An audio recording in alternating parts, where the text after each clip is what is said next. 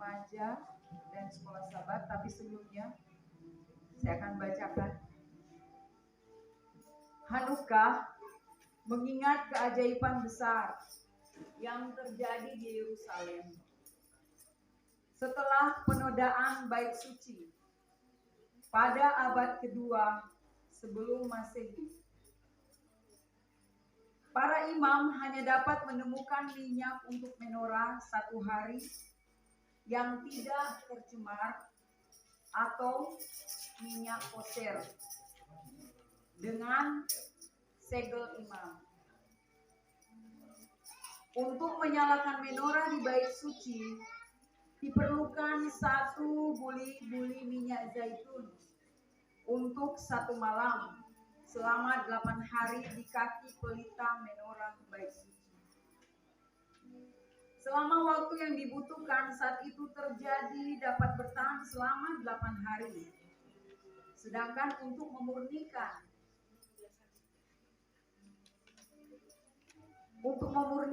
memerlukan waktu 8 hari. Karena buah zaitun itu harus ditumbuk dengan tangan, bukan melalui penggilingan pada malam pertama Hanukkah. Mereka menempatkan 1 lilin di tempat paling kanan Hanukkah. Hanukkah adalah sebutan untuk menorah. Hanukkah karena menorah di bait suci memiliki 7 cabang, tetapi Hanukkah memiliki 9 cabang. Karena kita tidak memilikinya, maka secara sederhana kita menggunakan sebuah papan atau bahan yang tidak terbakar untuk jadi tatakan lilin. Sejarah Hanukkah.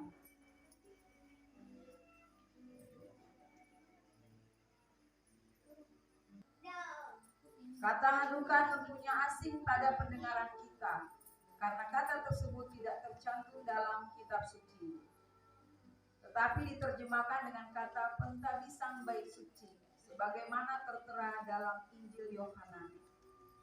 Kisah Hanukkah dimulai pada saat pemerintahan Alexander Agung yang akan diperankan oleh Hans. Silakan.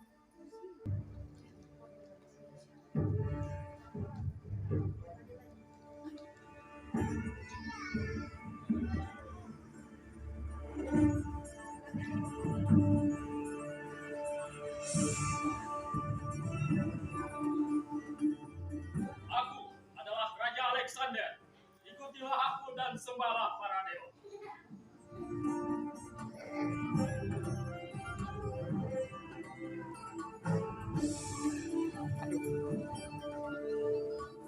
Dan selanjutnya kita akan melihat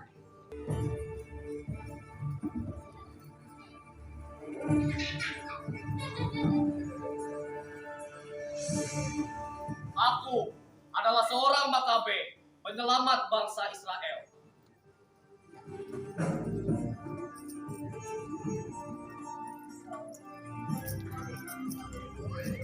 besar. Tugas mengalahkan pasukan-pasukan Suriah yang dipimpin oleh jenderal-jenderal Nikanor dan Gregorius. Pasukan ini dikirim oleh Lysias yang ditinggalkan di Antiochus sebagai raja muda setelah berangkat dalam suatu peperangan melawan bangsa Partia.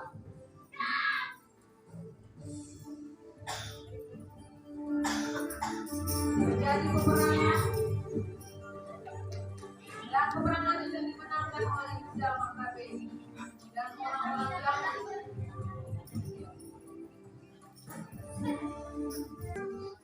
Salah cuy.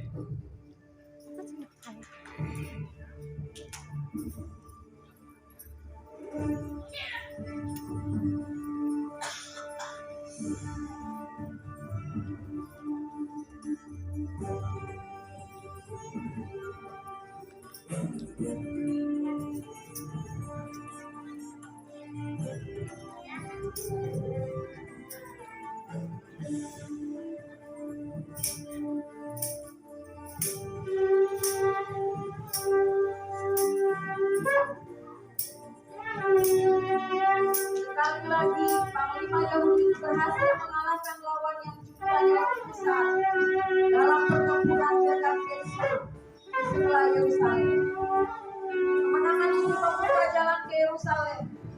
memasuki Yudas Makabe sebagai pimpinan pasukan.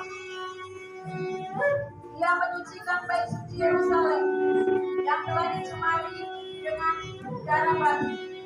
Dan pada tanggal 25 bulan Kislev 14 Desember 164 sebelum Masehi memulihkan ibadah di bait suci. Penyucian kembali bait suci ini dijadikan hari raya Yahudi yang tetap. Hanukkah, pembebasan Yerusalem menjadi langkah pertama jalan menuju kemerdekaan akhir.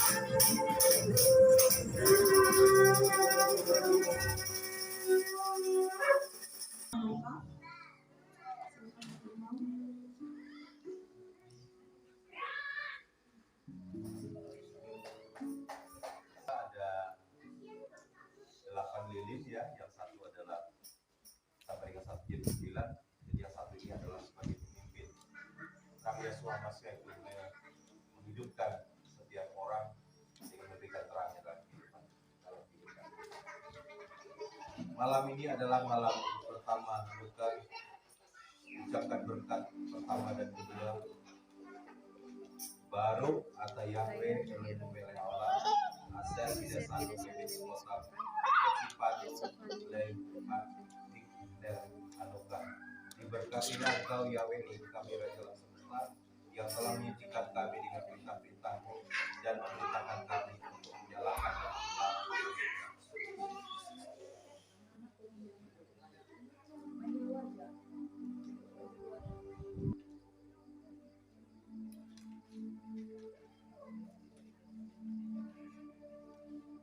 Baruk atau Yahweh Elohim melek olam seasanimis sim la apotenu ba yamim ahem bi masman hazeh. Diberkatilah Engkau Yahweh Elohim kami Raja alam semesta yang melakukan mujizat untuk nenek moyang kami di hari-hari ini.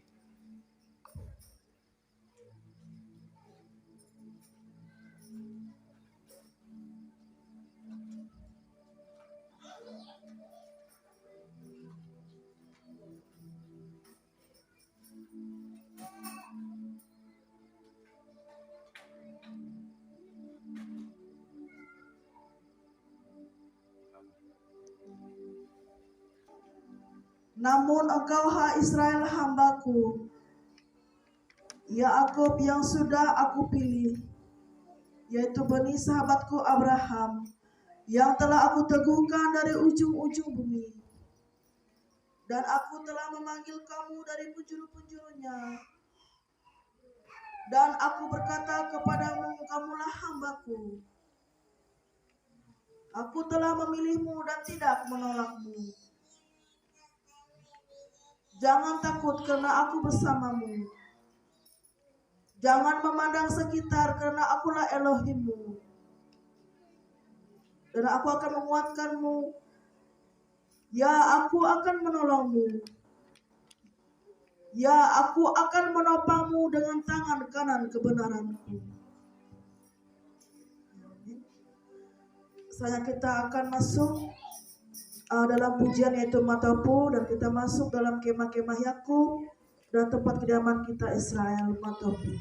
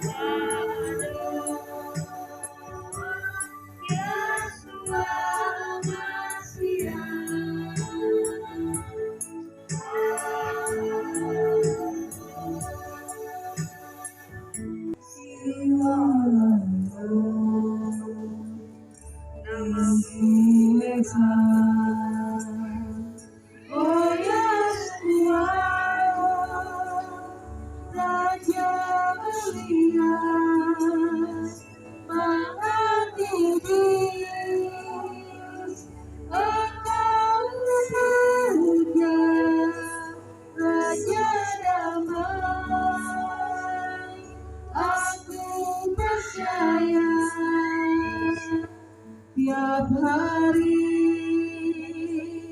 di kau nanti.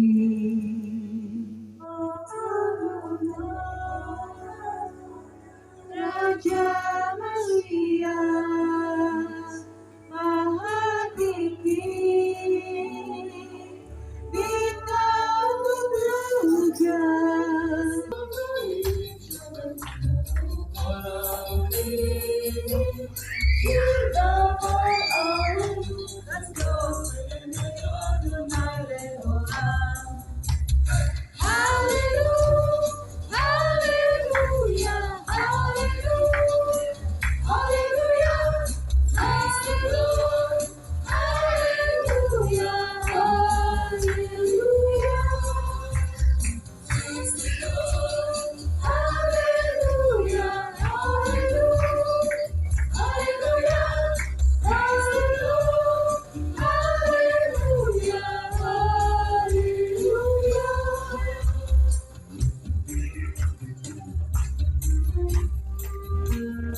Yang mau menari silakan.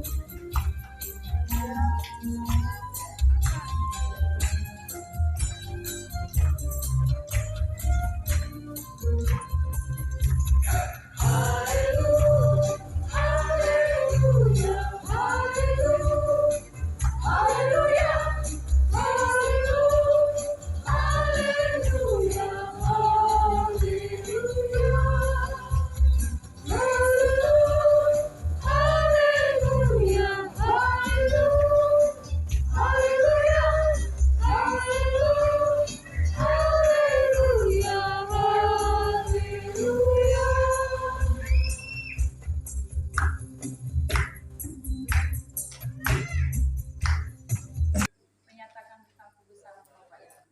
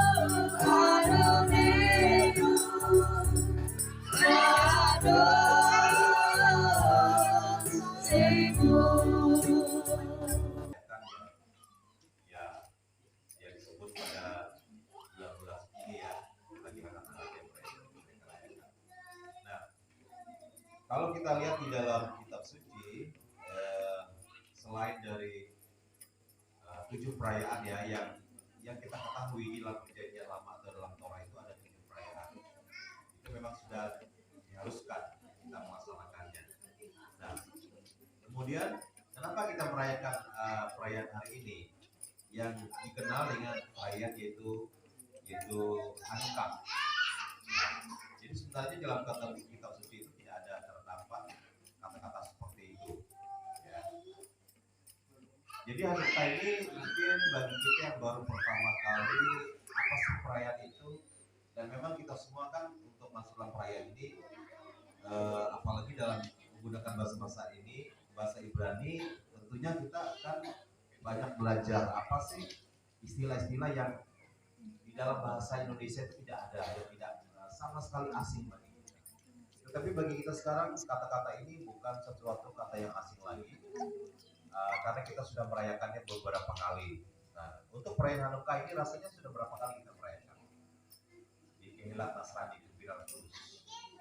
Sudah mungkin 3 atau 4 kali sudah ya. Tapi yang lebih utamanya adalah kita merayakan 7 perayaan yang ditetapkan Bapak Yahweh kepada kita. Nah, kata Hanukkah tentunya asing pada pendengaran kita karena kata tersebut dia tercantum di dalam kitab suci, tetapi diterjemahkan dengan kata pentabisan bait suci. Ya, jadi istilahnya itu pentabisan bait suci. Kalau pentabisan bait suci berarti kata-kata ini sudah kita kenal ya. Berarti bait sucinya ditabiskan. Berarti ada apa sebenarnya? Ada sesuatu yang perlu disucikan. Ditabiskan itu kalau istilahnya itu berasal kata tabis. Tabis itu dilantik atau disucikan, dikuduskan kembali. Ya, sebagaimana tertera di dalam Yohanes pasal 10 ayat 23 sampai ayat 22 sampai 23 di mana Yeshua masih yang menghadiri. Coba kita buka. Baik, jelas. Yohanes pasal 10.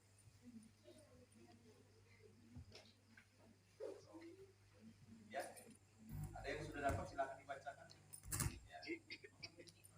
Yohanes pasal 10 ayat 22 sampai 23.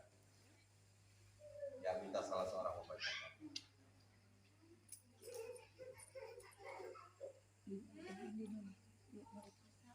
Berdiri 33.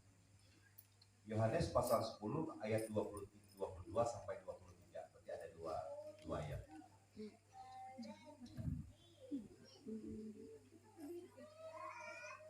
Yohanes Berdiri pasal 10 ayat 10 ayat yang kedua. Dan tibalah perayaan Pentabisan di Yerusalem, dan saat itu adalah musim dingin. Dan Yeshua sedang berjalan di bait suci di Serambi Salomo. Lalu orang-orang Yahudi mengelilingi dia. Ya sudah, 2 ayat aja. Ya, yang 22 dan 23. Nah, dasar kita untuk merayakan perayaan Hanukkah ini seperti yang kita pelajari yang disampaikan oleh Pak Niko juga sudah beberapa kali dijelaskan, baik melalui WA, baik melalui penjelasan dari orang tua ketika bisa hadir bersama-sama dengan kita. Yohanes pasal 10 ayat 22 dan 23 dikatakan, sekarang adalah perayaan pentabisan dan itu adalah musim dingin. Ya. Jadi bulan Desember ini kalau di daerah Israel maupun di daerah Eropa itu sekarang sedang terjadi musim dingin. Ya. Jadi kalau kita di Indonesia tidak dikenal musim dingin, tapi musim panas dan musim kemarau dan musim hujan. Jadi Desember itu memang musim hujan. Di Eropa dan di daerah sana itu terjadi pada saat ini yaitu musim dingin. Dan kita melihat peristiwa apa yang terjadi pada waktu itu ketika perayaan pentabisan. Ayat 23 dikatakan, dan Yeshua berjalan di bait suci, bait Yahweh di teras Serambi Salomo. Berarti pada waktu itu ketika Yeshua masih hidup ada perayaan pentabisan tersebut, ya, yang sering dirayakan orang-orang pada waktu itu, orang-orang Israel, orang Yahudi, dan orang-orang Ibrani. Jadi karena kita ini adalah orang-orang Nasrani, makanya kita belajar mau melaksanakan apa yang diberitakan apa yang dilakukan Yeshua Mashiach harus juga kita melakukannya. Ya, seperti pada malam ini. Jadi pada malam ini seperti yang kita saksikan di hadapan kita ini ada 9 lilin. Ya. Jadi yang dikelilingi oleh 8 lilin, 1 lilin di tengah. Ini adalah gambaran simbol dari Yeshua Mashiach yang di tengah-tengah sebagai pemimpin. Ya, atau disebut juga dalam perayaan Hanukkah itu yaitu perayaan festival cahaya. Ya. Jadi pada hari yang pertama, pada hari ini kita menyalakan 2 lampu, ya, 2 lilin. Ya. Jadi yang pertama itu adalah Yeshua Mashiach datang sebagai terang di dalam dunia, bukan kelahirannya ya, tetapi dia mulai dikandung di rahim Maria. Ya, mulai dikandung, berarti belum lahir dia, berarti dia lahirnya 9 bulan kemudian. Nah, kemudian pada hari yang pertama ini kita menyalakan lilin yang pertama itu dari sebelah kanan, sama dengan biasa tulisan Ibrani itu dari sebelah kanan. Tapi ada juga susunannya berurutan dari lurus, ya bisa juga. Jadi lurus ya, berarti 1, 2, 3, 4, 1, 2, 3, 4 bisa juga seperti itu. Yang penting jumlahnya ada 9. Bisa juga dibuatkan dalam bentuk menorah. Nah seperti menorah ini, tapi ditambah kakinya 2 lagi, bisa ke kiri dan kanan. Berarti yang di tengah itu sebagai pemimpin. Ya. Jadi artinya di sini kita merayakan festival cahaya ini, itu Yeshua Mashiach datang sebagai terang di dalam kegelapan. Ya, dalam Yohanes itu kan dikatakan bahwa dia sebagai terang datang ke dunia, di dalam dunia yang penuh dengan kegelapan.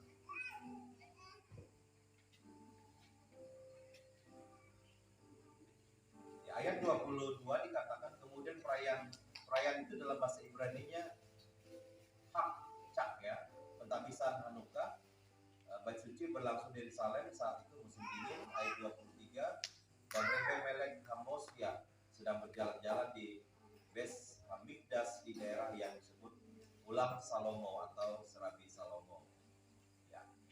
Kisah Hanukkah dimulai pada saat pemerintahan Alexander Agung. Jadi perayaan Hanukkah ini yaitu pada saat itu yaitu Kaisar Alexander Agung, yaitu tahun 356 sampai 323 sebelum Masehi. Jadi sebelum kelahiran Yeshua Mashiach. Jadi salah seorang muridnya filsuf bernama Yunani bernama Aristoteles pada tahun 333 sebelum Masehi, Alexander menaklukkan Suria, Mesir dan Babilonia serta mempromosikan bentuk budaya Helenistik yaitu Yunani yang lunak, mendorong studi bahasa, adat istiadat, cara berpakaian orang Yunani. Namun setelah kematiannya serangkaian perang saudara menghancurkan kekaisaran yang mengakibatkan pembentukan sejumlah negara bagian. Ini yang terjadi sebelum kelahiran Yeshua Mashiach pada masa-masa itu. Nah, Bapak Ibu sekalian, berkenan dengan perayaan Hanukkah ini juga seperti yang sudah kita saksikan tadi, kita menyaksikan yaitu bagaimana pada waktu itu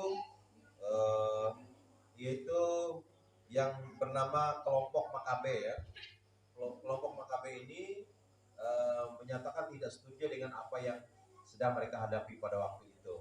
Ya, pada penjajah waktu itu, sehingga mereka penjajah waktu itu menghancurkan bait suci dan segala hal yang berhubungan dengan orang-orang Ibrani, orang-orang Israel. Ya. Di dalam Yohanes pasal 10 ayat 22 dikatakan di situ Yeshua merayakan Hanukkah di bait suci yang sama yang telah dibersihkan dan didedikasikan kembali hanya beberapa generasi sebelumnya.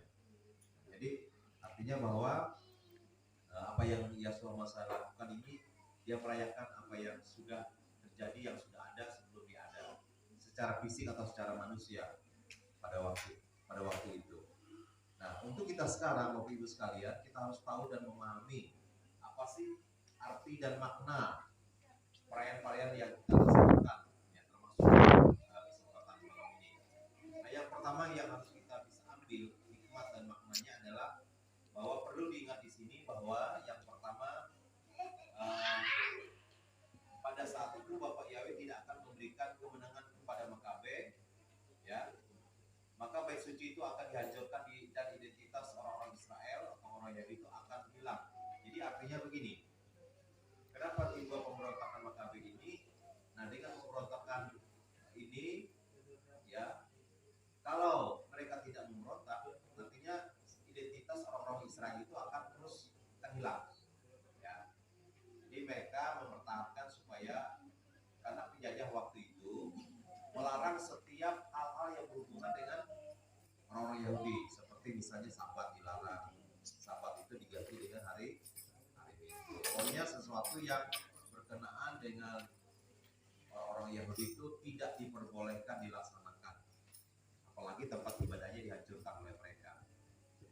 Jadi di sini dikatakan bahwa pada saat ini,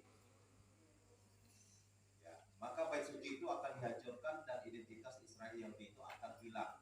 Lebih buruk lagi, asimilasi ini tahu nggak Bapak Ibu sekalian? Asimilasi itu pencampuran budaya. Ya. Jadi artinya budaya-budaya itu dicampur adukan. Ya, apalagi biasanya budaya adat istiadat penjajah itu akan lebih dominan. Ya. Kalau kita mengetahui kan beberapa abad yang lalu, biasanya penjajah itu akan menerapkan budaya mereka kepada negara yang mereka jajah, misalnya mengenai bahasa. Ya. Nah, misalnya beberapa negara di Amerika Latin itu, karena mereka jajah Spanyol dan Portugis, jadi akhirnya beberapa negara di Amerika Latin itu menggunakan bahasa orang-orang jajah mereka. Nah, beda dengan kita. Ya, kita dulu dijajah oleh beberapa bangsa Eropa, tapi kita tidak menggunakan bahasa mereka. Kenapa? Karena kalau kita menggunakan bahasa mereka, identitas bangsa kita akan hilang. Sehingga pada saat ini identitas kita tidak hilang karena kita sudah merdeka dan kita menggunakan bahasa kita. Itulah ciri khas kita. Nah, demikian juga apa yang dilakukan oleh PKB ini, ya, supaya identitas orang Yahudi dan Israel tidak hilang, ya, sehingga mereka bisa eksis sampai sekarang. Nah, kemudian yang kedua, Yasua lahir pada hari raya Sukkot.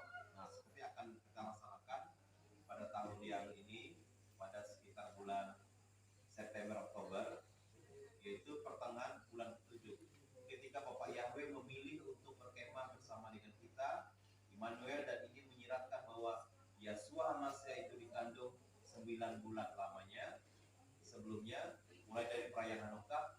Ya. Sebaliknya, jika Yasua dikandung pada akhir Kislev atau November Desember, dia akan lahir 40 minggu kemudian selama perayaan Sukkotnya. Ini yang harus kita ketahui, ya. Bapak Yahweh pada akhir zaman ini meluruskan setiap apa yang tidak benar, bukan hanya masalah dosa, tetapi masalah-masalah perayaan-perayaan yang dilaksanakan oleh pada zaman ini. Seolah-olah bahwa apa yang mereka rayakan itu sesuatu yang berkenan. Tetapi kalau kita mempelajari di dalam akal Ibrani, di dalam kitab suci, ada hal-hal yang perlu kita luruskan. Inilah tugas kita, ya. Karena kita ini adalah orang-orang Ibrani, maka setiap busur panah kita itu harus kita arahkan kepada pengajaran-pengajaran. Jadi sama seperti guru buas memakan habis setiap pengajaran-pengajaran yang tidak berasal dari Sion atau Yerusalem. Hanukkah kemudian akan memperingati keajaiban kehadirannya, dikandung oleh Maria ketika, ya, putra atau Yasua Hamasiah memilih melepaskan dirinya dari kemuliaan agungnya untuk datang ke dunia untuk menembus dosa dan kesalahan manusia ke dalam dunia yang gelap ini. Suatu peristiwa yang tidak diragukan lagi, merupakan salah satu yang paling indah dalam semua sejarah suci. Inilah melalui kedatangannya bagaimanapun Mesias pada akhirnya akan memulihkan bait suci melalui permohonan hidup dan matinya. Dengan kata lain, bahwa Yasua lahir pada perayaan Sukkot dan dikandung pada perayaan Hanukkah. Maka tatkala kita merayakan musim ini menjadi saksi bagi bahwa Yasua Hamasiah adalah terang yang sebenarnya.